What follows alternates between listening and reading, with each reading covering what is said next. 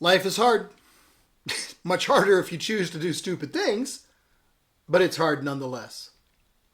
If you want your joy back, here's how to get it. First of all, welcome to Mornings with Bishop Robert. Thanks for joining me.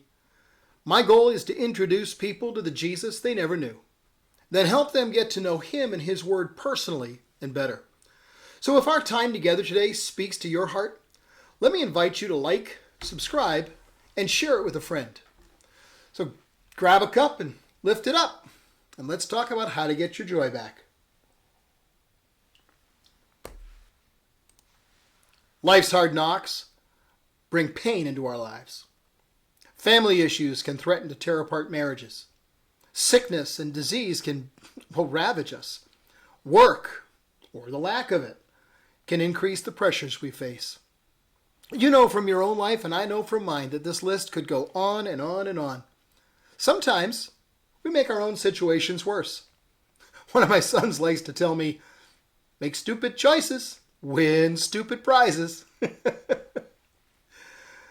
So one has to ask, does pain serve any useful purpose? What good can come out of it? Is our suffering just wasted? Well, thankfully, we have several promises in the Scriptures that can lead us from places filled with pain to new places, places where our joy and our strength are restored. Now that's a path worth seeking out and walking down. The Old Testament tells us the story of Job's testing. The accuser is present as the angels are reporting to God. This is before he was cast down from heaven by Christ's death and resurrection. God knows that Job is a blameless and upright man, and he points out his holy life as an example of righteousness. But Satan challenges God. He accuses the motive of Job's heart, saying Job only loves God because of the blessings he receives. Well, the enemy's allowed to test his challenge, and Job passes with flying colors. Well, then Satan returns and God points out Job's faithfulness even under the attack of the enemy. Well, the accuser continues to accuse Job, telling God that, Job is just protecting himself. Touch his bone and his flesh, Satan says, and he'll curse you to your face. Job passes this test as well, even when his own wife tells him to curse God and die. You know, the dichotomy of this exchange is startling. On the one hand, we have Satan, a heavenly being who has actually seen the glory of God in all his majesty, yet he rebels. And on the other hand, we have Job, a mere man. He's never seen the majesty of God with his eyes, yet he chooses to trust him. Job's determined trust is constantly lifted up as an example for us. In fact, Job is listed as one of the three greatest examples of faith by the prophet Ezekiel, along with Moses and David. Hey, that's some pretty good company. So what can we learn from Job's victories? Well, God knew his plan. He intended that Job's faithfulness would teach us and encourage us. God knew the outcome. Yeah, he knew that Job would end up doubly blessed, not only in his children, but in his wealth and also with his relationship with God. God knew the impact.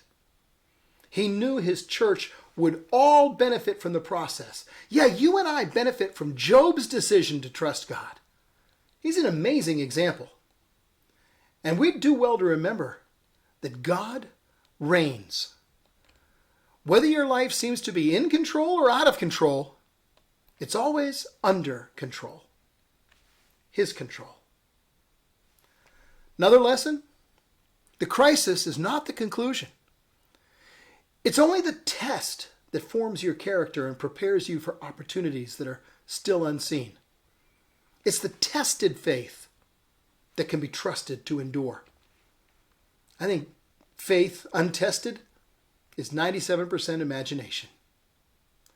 Suffering has an incredible capacity to focus us on that which is most significant. Suffering is not wasted when we pass through it in God's grace. Because suffering produces in us the very things we need the most. Suffering produces endurance. Life's a marathon. Taking a long view of faithfulness is critical to our success and our fruitfulness. Produces endurance, but endurance produces character. Our inner being is impacted as we press on in the face of life's deepest challenges, determined to remain faithful.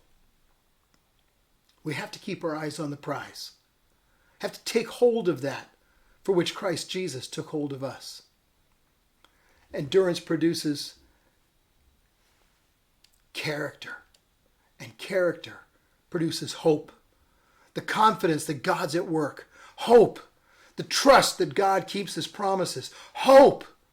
The ability to look forward with eager expectation at what God will do in spite of our present challenges. Hope. Hope is the fertilizer of faith. We're made stronger as we face life's crises in the light of the promises of God. Hey, here's the final lesson for today. The choice isn't whether we'll face suffering and sorrow or not. The choice is, will we face these battles alone or with God's promises and strength?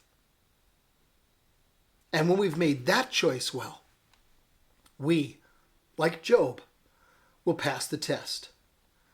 And joy will replace sorrow. Faith will replace fear. And peace will replace pain. And he will restore unto us the joy of our salvation. Well, we're at the end of our time again.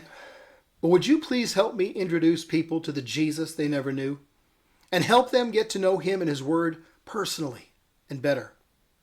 Please like this video. You click like, it helps more people see it.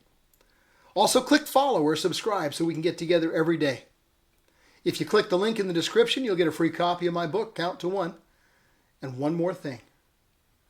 Please do share this with a friend, would you? Because as you do, why, you're part of the team, touching hearts all over the world with the love of Jesus. Thanks for helping.